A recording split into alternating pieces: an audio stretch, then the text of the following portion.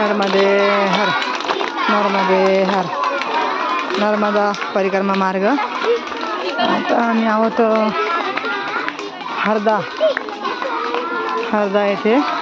आज आहे पौर्णिमा, होली आणि असं इथं आज आम्हाला कन्याभोजनाचा लाभ मिळालेला आहे. तर आम्ही इथं आज कन्याभोजन करत आहोत. आज आमचा परिक्रमा दिवस आहे 103. नर्मदे हर नर्मदे हर नर्मदे.